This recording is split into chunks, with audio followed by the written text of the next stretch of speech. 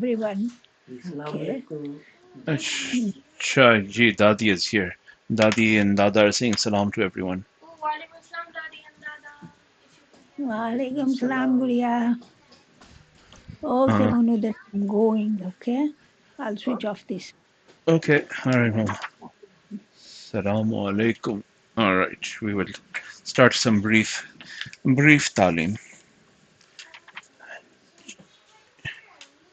नहीं ठीक है आप आइए बिस्मिल्लाहिर्रहमानिर्रहीम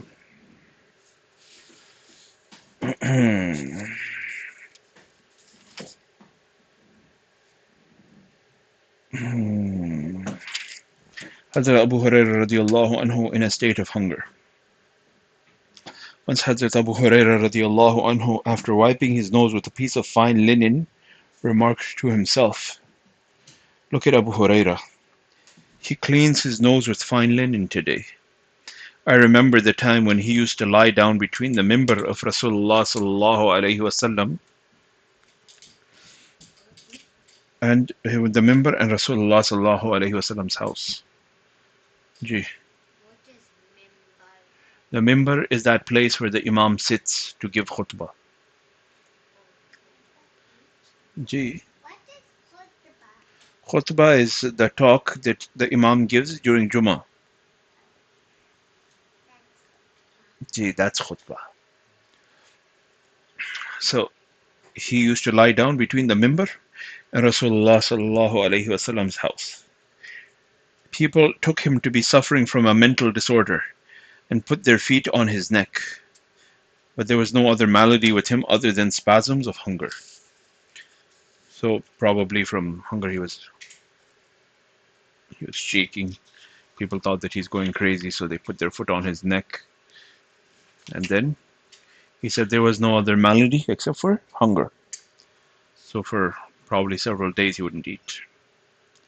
Hazrat Abu Hurairah radiallahu anhu had to remain hungry for days on end. At times he was so overcome by hunger that he fell unconscious. He fell unconscious. And people mistook this as a mental disorder. It seems that in those days they treated mental disorders by placing a foot on the neck of the patient. Hazrat Abu Hurairah radiallahu anhu is one of those people who suffered from extremes of want and poverty in the early days of Islam. He, however, saw better days in later years when Muslim conquests followed in succession. He was very pious and loved to perform nafil salat. He had with him a bag of date stones. He used these stones for his dhikr. When the bag was empty, his maid filled it again. So he had a bag full of date seeds. That was his, like, super tasbih. Oh, J. Yusuf, super tasbih chahiye. You can carry a whole bag of date stones. So I think in some places they talk about there was maybe 12,000 date stones in it. Somebody was always busy in salat in his house during the night. His wife and his servant taking turns with him in the prayers. Similar was the practice in my father's household, the author mentions. Allah give us tawfiq to bring this back.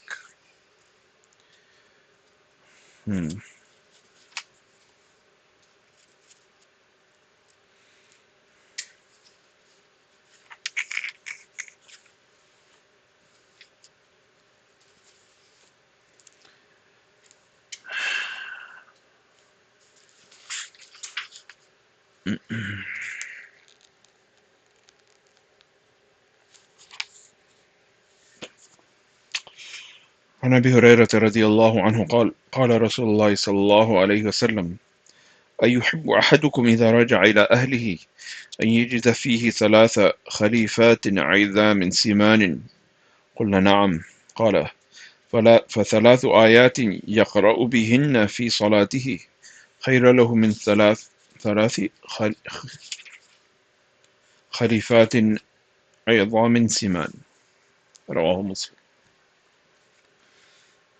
Hazrat Abu Hurairah radiallahu anhu says, Rasulullah sallallahu alayhi wasallam asked us, does any one of you like that when he returns home, he should find 3 camel cows, 3 she camels, pregnant and fat. We said we would certainly love it. Then Rasulullah sallallahu alaihi wasallam said, 3 ayat which one of you recites in his salat are better than 3 big, pregnant and fat she-camels. Hazrat Abu Hurairah radiallahu anhu says, Rasulullah sallallahu alaihi wasallam asked us, does any one of you like that when he returns home, he should find 3 she-camels, pregnant and fat? We said we would certainly love it. Then Rasulullah sallallahu alaihi wasallam said, 3 ayat which one of you recites in his salat are better than 3 big, pregnant and fat she-camels. A similar subject matter has been described in Hadith 3. In this hadith, there is a reference to recitation of the Quran in salat.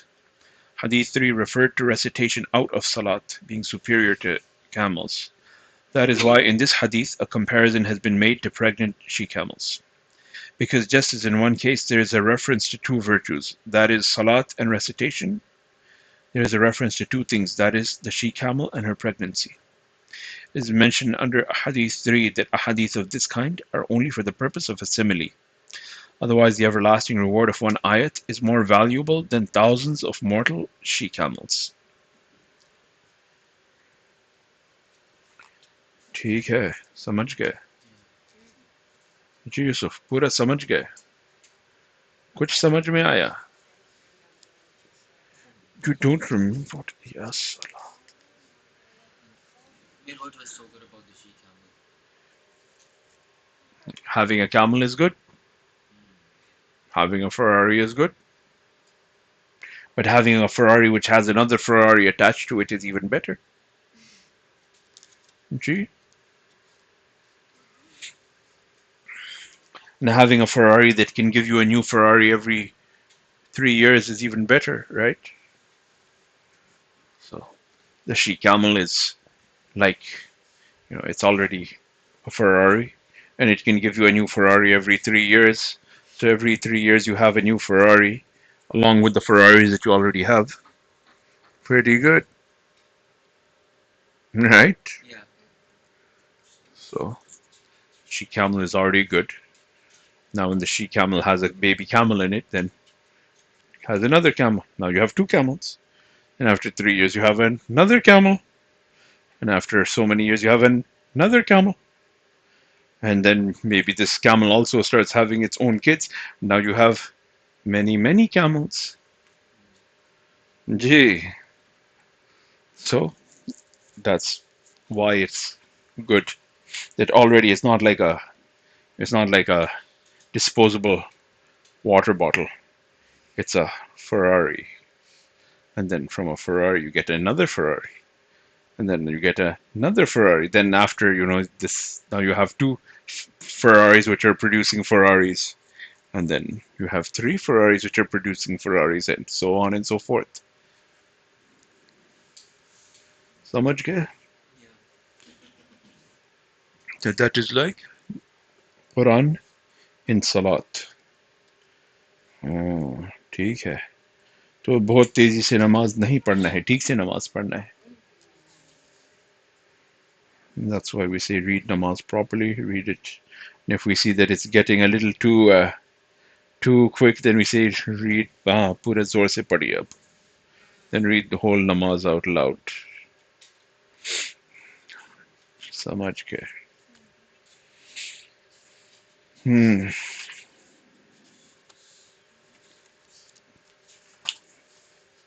अच्छा. So we won't start with the virtues of Ramadan yet, but just something to keep on the radar. Or let's read one hadith anyways.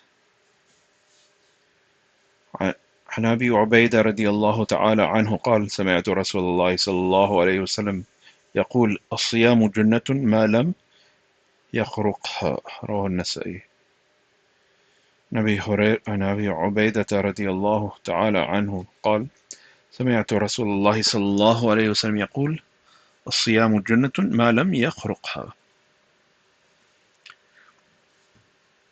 So just as a man, Abu Hubaydah radiallahu anh reports, I've heard Rasulullah sallallahu alayhi wasallam saying, fasting is a shield for a man as long as he does not tear that protection. Abu Ubaidah radiallahu anhu reports, I heard Rasulullah sallallahu alayhi wasallam saying, fasting is a shield for a man as long as he does not tear, destroy that protection. जी आइए.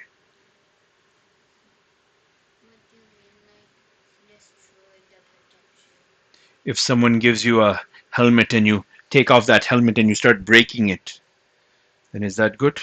Then it's not going to protect you anymore. So the helmet will protect you. जी यहाँ यहाँ आइए. The helmet is good for you. Khadija यहाँ पे देखिए. कहाँ पे देख रही हैं? जी अबदी को देखिए. Yeah. So the helmet is going to protect you unless you break it. But if you, me gives you a helmet and then you take the helmet off and you start break, and then you go skating and you fall down, is the helmet going to protect you? Because you broke it, right? So fasting is also a protection, so long as you do not break it. समझ गए? जी. That was making fun of me just because you took my car away. अच्छा तो खेलना नहीं था तालीम में जी, तो अच्छी बात नहीं, लेकिन आपको भी नहीं खेलना था. अच्छा बैठ के सुनिए. So just as a man protects himself with a shield, fasting protects him from his enemy shaitan. Who is the enemy? Shaitan. Ganda.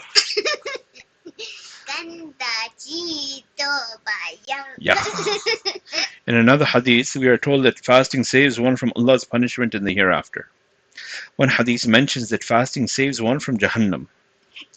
Once somebody inquired from Rasulullah sallallahu alaihi wasallam, what causes the fast to be destroyed? The reply was telling lies and backbiting. So what causes the fast to tear, to be destroyed? Telling lies and backbiting. Telling lies and backbiting. So like, you know how if you on purposely miss a fast in Ramadan, then you have to do those 60 days of fasting? अच्छा वो बाद में. So what is the question? Like, what if you like backbite or tell a lie, and that does that break your fast and you have to do So it? does breaking fast on purpose, does the kafara, breaking the fast in such a way that kafara becomes necessary, is backbiting and telling lies in the same way? No, it's not in the same way. It will not cause your fast to break like that. It will cause it to lose its value. It will be less rewarding. It will have less spiritual benefits. And Saad always talking about the full spiritual benefit. So it will not have the full spiritual benefit. It will have only part of the spiritual benefit. But you will be absolved of your obligation of fasting. Oh, I thought it like breaks your fast. No, it doesn't break your fast like that. Allah, Allah, I don't Allah. lie anymore. बहुत हाँ अच्छा अच्छी बात है. अच्छा ठीक है. So we will leave it at that. ठीक है. سبحان الله وبحمده سبحانك اللهم وبحمدك نشهد أن لا إله إلا أنت نستغفرك ونتوب إليك سبحان ربك رب العزة عما يصفون وسلام على المرسلين والحمد لله رب العالمين. Salam alaikum. Can I have my car?